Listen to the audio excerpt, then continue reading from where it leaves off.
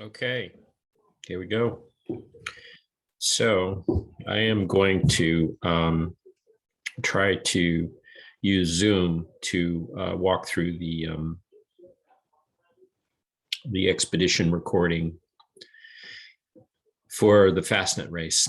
And I've never tried to do this before, and I don't know whether it'll work, but I've practiced using Expedition, and I've opened it up, and I'm going to share the screen, and then I'm going to try to skip forward through time in sequence to explain the race. So I'm going to share my screen. Why isn't that working? Okay, here it is. So here's the screen. And I've set the time. It's about it says 13:45. I'm going to set the time to 12 o'clock. It says time local.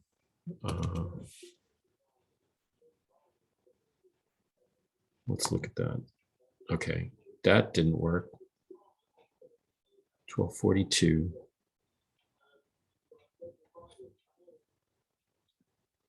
All right. I'm going to set the time, reset the time to Greenwich Mean Time system, local time. Okay. And now I'm going to set the time to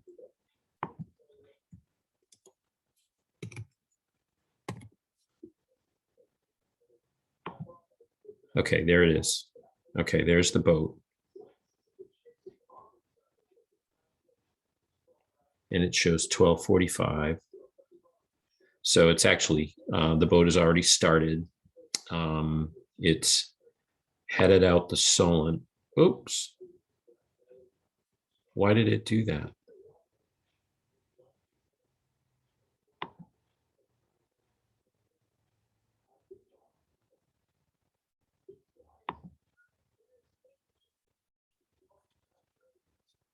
I'm still learning how to use Expedition. And so if you look at the course, you can see that the boat is started and it's headed out of the Solent. And, you know, if you look at the hand here, we started off the yacht squadron. We started midline. We were concerned with the wind against extreme tide. The conditions were dramatic, not quite horrific, but you know, leaning in that direction. They were very rough, and of course, there were a lot of boats, and they were beating out of the Solent, and it was very, very close quarters, and we were worried about boats being able to duck us successfully and not T-boning us. We exited at the Needles. You know, we a couple tacks. We tried to find clear lanes. We exited at the Needles, and we went over this thing called the bridge, which is a part of the land that comes up. You know, part of the bottom comes up, and it creates an overfall. It's what they call an overfall. So the waves are very large as they run over this sort of reef. The reef is still 20, 30 feet deep, but the bottom comes up from like 100 feet deep to 20 feet, and it creates these sort of massive waves. And there are several places along the southern coast of England where that happens. Alban Falls, Portland Bill, and part of the warning we got from people is don't go there, even though the router says the tide's more favorable there and it's running strongest. It's running against extreme winds, so it creates dangerous conditions. So our objective for the first day was to not damage the boat, not withdraw. Some 90 other boats withdrew. I don't know that all of them were because of the weather. Some of them were late for the start, you know. Some of them maybe got intimidated and didn't even start, but a lot of people had trouble with the very beginning of the race. And there's some dramatic footage out there that shows how windy and rough it was. And we certainly experienced that. It was very rough. The crew was pretty beaten up. Several of us got sick. I don't usually get sick. I don't say never. That's, you can always find conditions under which you can get sick, but I had to go below, and I was in the head, and I had to do some cleanup in the head, and I didn't have a lot in my stomach, but I got sick anyway. So, and I wasn't the only one. So it was challenging. I'm going to skip forward. You can see we headed off. This is Portland Bill here. I'm going to blow this up a little bit. Try not to hit the wrong button, but you can see the boat. You can see MOB active. There were MOBs, there were Maydays, there were pans, all kinds of things going on during the race. So I'm going to skip forward. You can see the current is changing. The current is going out. It's pretty strong out here. This is Portland Bill is right here, where there's a part that comes out. Oh, this is Albin Falls. Sorry, this is Portland Bill. This is Albin Falls. So we wanted to make sure that we're going to get clear of Portland Bill and Albin Falls. We're taking advantage of the strong current out here. It's even stronger in here, but we that's dangerous. So there you have the situation. So I'm going to skip forward. We're still continuing offshore. You can see we're getting headed slightly. We're on the wind, keeping the boat moving. It's decreased from the 30s and above to the 20s, but it's still pretty rough going upwind, and so everybody's pretty kind of hunkered down, I guess is the right term. We have a number 4 on the front of the boat. It's our smallest jib other than our storm jib, and we had 2 reefs in, which is all the reefs we had available, and we carried that through the night. I think I was an advocate for changing out of the 4 and into the 3, but nobody was ready to do that. And at the moment we were discussing it, I think we had yet another squall roll through, and the wind went back up to high 20s, and everybody said, let's not do that. And we didn't want to be doing that change in the middle of the night either, because darkness was falling. So anyway, you get the idea. I'm going to keep skipping forward. We're headed offshore. We're still sort of generally getting headed, and then we feel like we're clear of Portland Bill and are going to be able to get into Lime Bay. You can see Lime Bay over here, and I think that all turns out to be true. So we and many other boats in the fleet tacked. As you can see, the current has turned against us. So now there's no benefit to being near Portland Bill. You get extreme current here, and we proceed inshore. And every once in a while, the recording will jump because the computer was inactive and maybe temporarily shut itself down, so it didn't record data points. But generally, most of the data points are recorded. So I'm going to keep skipping forward. We got a lift. The current is now receding. It looks like it's staying synced properly. We headed offshore again. There's a tack in there. It's not clear that there's a tack, but we've tacked, I believe, again. Oops, where did it go? Okay. We're in the next day, so I'm going to open the next day. So August 9th. I had to practice doing this. So you can see the recorder records each day, and you have to open each file. So once again, here we are, moving along. We tack over at some point in here. It might not record quite all the points. We tack over, we got current with us, we tack out. There's a big skip, but you get the idea.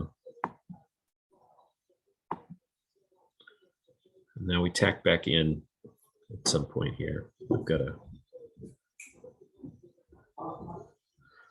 So this is start point. Start point.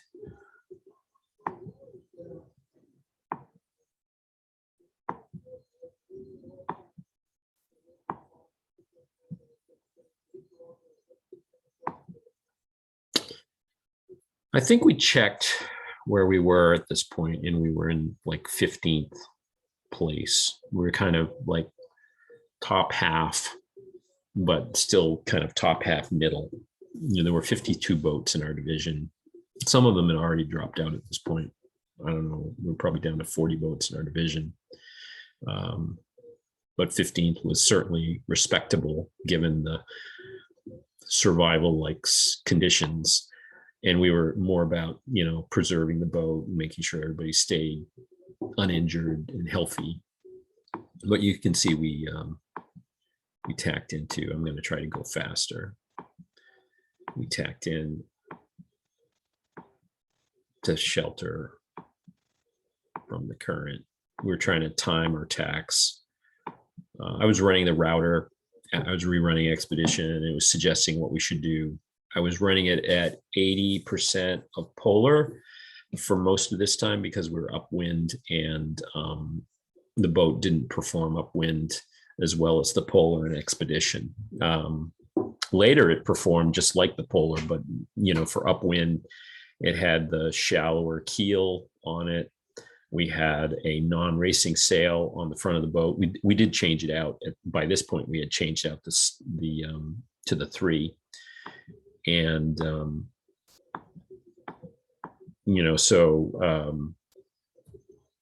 using 100% polar or 90% polar wasn't giving us a realistic timetable to these tidal gates.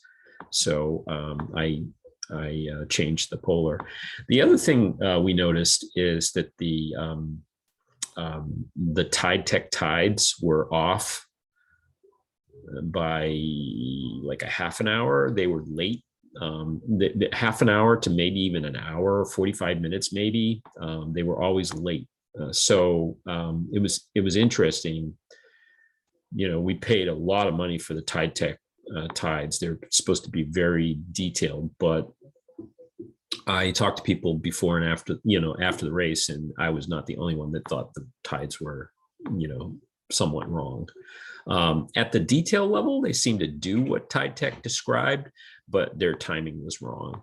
And I think the flaw is that they, I'm going to keep skipping forward so you can follow the progress of the boat. I think the flaw is they don't consider the wind's effect on the accumulation of water in different areas that impact the tides. So in other words, I think if the wind blows in a certain direction, it may hold more water up the channel, and it may create changes to the conditions. So here we are, we're headed in towards Falmouth, and this is a key moment. We're really racing at this point where I think we're doing a really good job. The drivers are keeping the boat going. I think the boat is actually trimmed correctly, whereas early in the race it wasn't. We're really using strategy. Neil and I gathered around the chart table, and we decided we could go in for the back eddy. So this was a key decision for us to chase the back eddy. The tide's going to be against us in this area down here. I'll move this so you can see it. This is Lizard. This is Land's End. This is Falmouth in here. There's a something called the Manacles in here, and we're headed in towards the Manacles. And then there's a couple points and bays. And what happens is you can just barely see it here. There's like a back eddy. And so we know we're going to have some current off the point against us, but you can go inside of it. And so that's what we did. And Neil was all in for that. He said, yeah, sure, let's do it. So it was still daylight. And I was like, okay, let's race, let's try to do something clever. And you can see it jumped there because I think I was driving and the computer went inactive. So I was driving all through this part of the thing. I was jump on the helm when I think we're going to try to do something interesting or tricky. That's a little selfish, but it is what it is. So we were tacking in against the shore. Neil had his handheld on the deck. The actual instruments on the deck could have been better, but he had his pad, and he could kind of see where we needed to tack. And I think he had Navionics charts. These are CMAP charts, but the router showed us going in right against the shore, and he helped us execute that. So anyway, we did it, and it really worked well for us. There were a couple of pretty competitive boats right around us. We were in the middle of IRC1 boats. The lead IRC2 boats were right in our vicinity. So, either right ahead or really close to us. So we were contending, I would say. And I think we were racing, doing a good job with the boat. And you can see we work our way around the lizard. That's the lizard right there that we're working our way around. And then it's gone light on us here, by the way. And we did appeal to the number 2.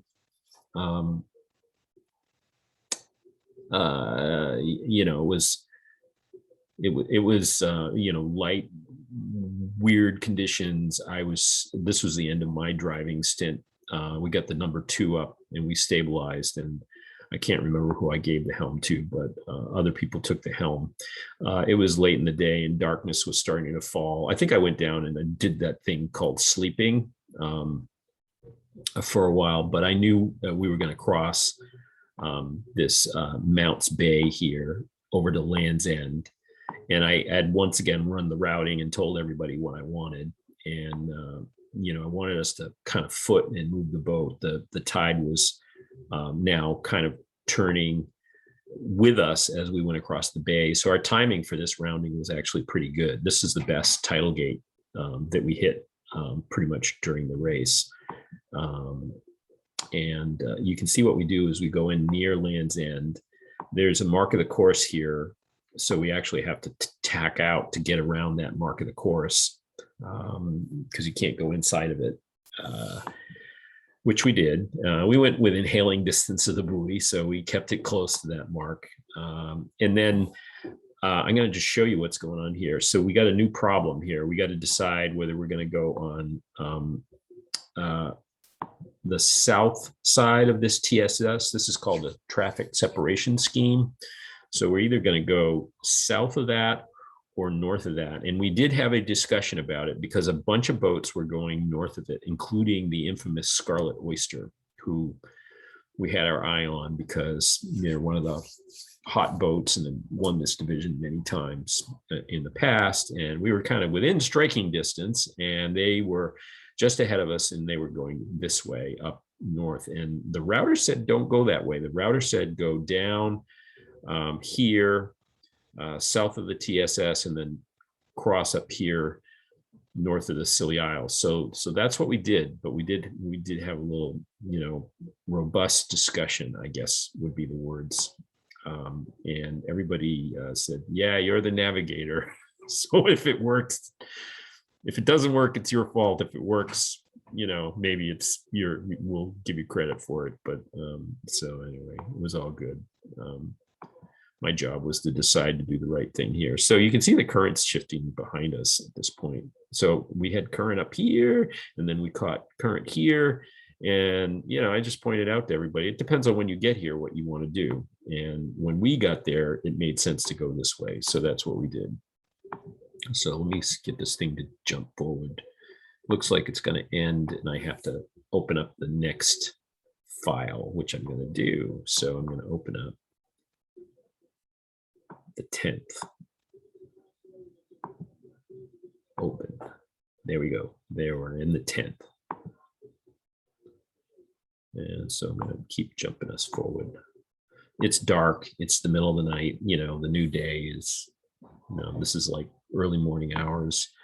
It's lighter. You can see the wind is down to like 10. I would say it was even lighter than that while we were down there. It might have been 5 knots and maybe high single digits over the deck when we had the boat moving well. So we move along south of the TSS, and now we've got to clear this corner. So we're still upwind. You can see we're upwind, and we've got to picket and tack and clear the corner, which we do. And we did in fact clear the corner. I took a picture of it. I monitored it down below. Whenever we did anything like going around a TSS or rounding a mark, I was awake, and I told them that was the way it was going to be. Even though everybody thought I needed to sleep, it was going to be whenever we did anything really important. There was just no way I wasn't going to be awake. So anyway, we get around the corner here, and now it's starting to get really early morning and everything. We're still upwind, but we expect the wind to shift later. So just to give you the bigger picture here. So we're out of the channel, we're around the TSS. These are more TSSs that we have to avoid. We'll visit all of these later. We get to go around all of these at some point. And so we have to tack upwind, and we're trying to pick the right spots to tack. And we're looking at other boats. I wish the other boats were on the screen. There's a whole bunch of boats around us, many of which are visual. And, we're watching them really carefully to see what kind of wind they have. And we're watching them on AIS to see if they're headed ahead of us or lifted. We're actually, now that it's daylight, we're looking at clouds. V-Man said, hey, there's a cloud. Those guys look like they have more wind. We checked them on AIS. They're moving a little faster. So we tacked over for a cloud, so we were doing all that here. I think I have a note here that got moved to not quite the right place. It says nice cloud bank, so I've written a couple of notes in here at various times. I'm going to keep moving forward here because now we're still tacking upwind. The wind is light. We're trying to keep the boat moving. This is not EHO1's best point of sail, to be absolutely blunt. It's a heavyish boat. It doesn't have big head sails on it. There's a couple things that are missing on EHO1, and it's probably wasn't rated with exactly the right sails. But it was a good boat. It was good enough for what we were trying to do, and we just had to live within the constraints. So here we go. Yeah. I'm just really accelerating things here because we got a whole day of kind of crossing the Celtic Sea. This is probably the least strategic part. Now you see the wind has moved aft, and now we're reaching. Now, EHO1 likes to reach, jib reach in particular. So the wind was always too far forward to get a shoot up, but we're jib reaching. And this is clearly EHO1's favorite point of sail. And fortunately, we get a fair amount of that during the race because it helped us when we were jib reaching. And so it's pretty much a whole day. And you see we're hitting the end of the day here. It's now about it's later in the day. It's 21:55, so it stayed pretty light, but it was dark by this point. And so of course we're going to round Fastnet Rock in the dark. Naturally, like why would it be any other way? We're going to round it in the dark, and it's very dark, and there are other boats converging around us. There's this boat Juno that we got kind of trapped behind, to be absolutely honest, and we shouldn't have gotten trapped behind them, but we did, and so we were forced to stay outside of them, and that's as we rounded the rock. I'm going to open the next day, so I opened the 10th. Am I in the 11th? If I open the wrong day, I'm screwed. I'm going to open, I think it's the 11th.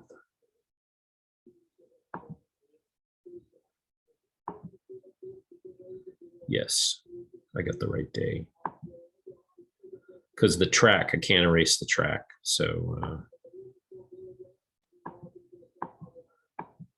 let's get around the rock here.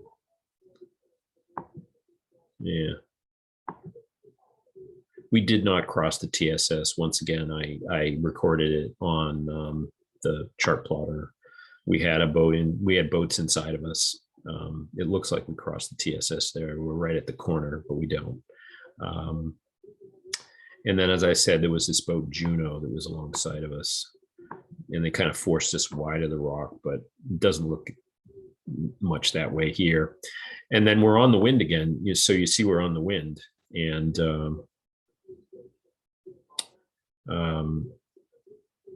we're headed.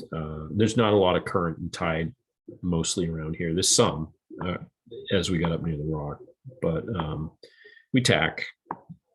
And once again, we have to clear the TSS. The TSS is a mark of the course.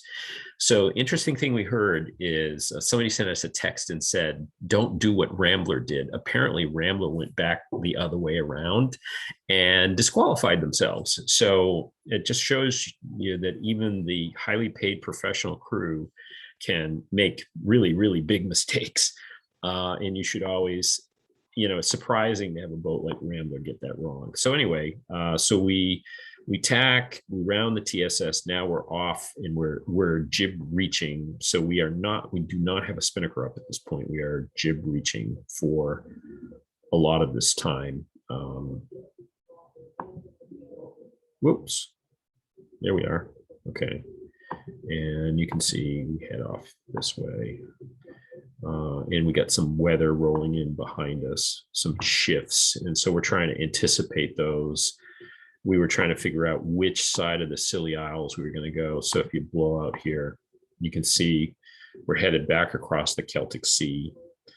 And basically, I'm going to take us back in here and around. And there was a question of whether we should go that way. Yeah, I mean, there were questions. There's a rock here that is a mark of the course, and we had to go around that rock. So we have to leave the Scilly Isles to port. Anyway, I'll hustle us down there, and you can see more or less what's going on. At some point, we do get a shoot up here.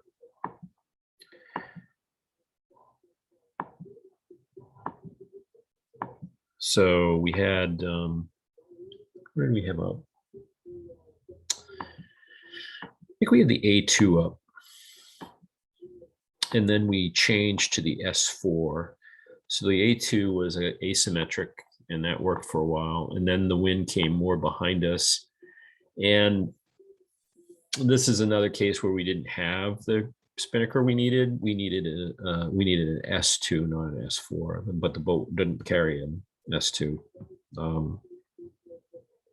We had an A2, so we were rated for that area. If we had had an S2, we would have been great, but we didn't. So there you have it. And I would say we did okay with the S4. It was a good sail, very, very versatile, symmetrical spinnaker. But other people had exactly what they needed to catch us or to be competitive or maybe a little faster. So anyway, we came down here. We're getting near nighttime again. You see it's getting dark again. So anything interesting we had to do in the dark. And then we round the TSS. Other boats went through the TSS. Some of them were penalized. It doesn't seem to me that all of them were penalized. I guess it wasn't kind of black and white. It was like, did it give you an advantage, and was it material? So that's what I heard later. But people that finished in front of us went through the TSS, and I'll leave it at that. I don't know what the rules should be, and we were guests, so I didn't feel like it was my place to protest or complain. And it wouldn't have gotten us on the podium anyway. It would have gotten us maybe a couple spots, but I don't know. I was just trying to be more realistic than sometimes I am. So I think we're in the 12th now. So I'm opening the 12th. There we are. Yeah. So it got really funky in here. It got really light. We put the code 0 up and we determined that, I'm going to be blunt here, the code 0 was a piece of shit. It had this really flat camber to it, but this really rounded edge. And there was nothing we could do that would make that sail fly right. We tried loosening the luff tension to try to create some rounding in the luff. It would not fill. And the boat was dead on its feet. Honestly, we put we carried it and put up with it for a while, longer than we probably should have. We probably should have gotten the A5 out and put that up. We had an A5 that was a pretty good reaching spinnaker, and we never should have gotten the code 0 out. It was junk. And I remember we didn't sail with it in the Caribbean 600 because we had put it up and realized that it was a terrible sail. I mean, it just was. So we put we bore off a little bit. It was really light. We put the S4 up. The boat was, for a period of time, the boat wasn't moving. Everybody was really frustrated. So I went up first and I did Boat Whisperer, and I got the boat moving and generating apparent wind, and everybody was suitably impressed. And I sent everybody below, because having a lot of people walking around on deck when it's really light, you're trying to make the boat move, is not great. So there were like 3 of us on deck. And then later on in the night, Gretchen took over and is a fellow, belongs to the Boat Whisperer Club, and made the boat really move well. I went to sleep because I hadn't had much sleep, but my understanding is she did a brilliant job. That she really did amazing things. People described it as miraculous to me later, which is good. We needed that. And I think we made some ground and stayed in it, even though we'd had a period that didn't go very well with the code 0. I think we subsequently did a good job with the S4. We lowered the pole down, and when it gets really light, a really big spinnaker doesn't help you. It won't stay full. So I don't think the S4 hurt us, and like I said, we lowered the clue way, the tack way down, and we mostly kept it forward and kept the boat moving, and it worked really well for us. For that period. And then at some point in here, the wind picks back up again, although there's some light stuff for quite a while. I'm not sure the forecast is completely accurate. I don't have the actual wind on here. If all of the instruments on EHO1 and if the interface was working, I would have had more data. But one of the problems with EHO1 is, like, all its instruments don't work correctly, and there's no interface that works correctly that we could figure out. So here we go. So at some point, the spinnaker, we go to an A3 because the wind has gone forward and increased. So we do that at some point here. And then at some point, the A3 becomes an S, not an S2, a J2. So we're in the reaching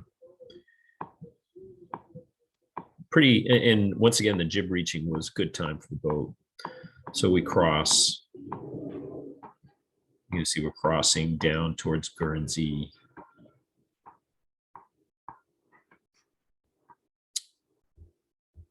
And then we put can't remember what we put back up, but we put the S4 back up again, somewhere in here. somewhere in here, the wind came aft and we put the S4 back up. So we were downwind again. Probably could have used a bigger sail. Once again, could have used an S2. Didn't have one. So you work with what you have. We tried to keep it as deep as we could. We were trying to be VMG downwind. This is more or less the routing. I once again, I was running routings. Once again, whenever I could get grip files, I'd run routings, or if we got behind or ahead of schedule, I'd rerun the routing and review it with everybody. So the watch captains would come and talk to me. And then you can see we're headed up towards, this is Alderney. So this is Guernsey, this is Alderney. You can see the extreme currents. So we're trying to catch this train before it leaves the station, to put it bluntly. This is the current running around the Cap and then into Cherbourg, which is right in here. You can see Cherbourg. And I'm going to blow it up some more. So in theory, we were going to make it in by the skin of our teeth. After a great deal of discussion, as we got up near the Alderney, we jibed over. So you can see we jibed over. It turned out we jibed over too early, and we went, and it was very choppy, and we were having trouble keeping the chute full and keeping the boat moving. And we had to go back out again. And you can see we're losing our current. So somewhere in here, oh yeah, change of day. So now we're into the last day. So let's see, it's got to be the 13th. All right, let's open the file. All right, so here you go. We jibe out. There's the jibe out. We're catching the last of the current. We're running out of current. We're running out of time. This is the tidal gate. This is the lottery effect at the end of the race. If you don't make this gate, pardon the French, it's not French, but you're screwed. And you can see we are sneaking in, and we've gone wide because it turns inshore first. So you see where it's already turned. So we're wide to kind of, if we were in this, we wouldn't be making it unless we were earlier. So that's why we went wide. And I agreed. And I said, yeah, we're not going to make it. Better be realistic. And we were. So we got around this portion, and you can see we just barely snuck in. And so here's the finish. If we had been an hour later, we might have been stuck out there. So this is the finish, and we got to cross the finish line and into Cherbourg by the skin of our teeth. It was the very early morning. What's it say? 2:47. I think it was effectively an hour later than that. We got in right around 4 a.m. in the morning, local time. We're pretty happy. We ended up 8th in class. There was somebody ahead of us, but they got disqualified. We were very near the leaders, except for the guy that won. The boat that won was really way out there. He was way ahead of everybody. He won by a lot. It was one of these JPK 10s, which there were, I think, about 6 of them in the top 10. There might have been 1 or 2 of them that were behind us, but most of them were in front of us. And we were told that they were the hot IRC boat and that nobody was beating them. So anyway, that's the debrief. And I'm going to keep this as a recording and post it for people to look at if they have the patience to stay with it and watch it.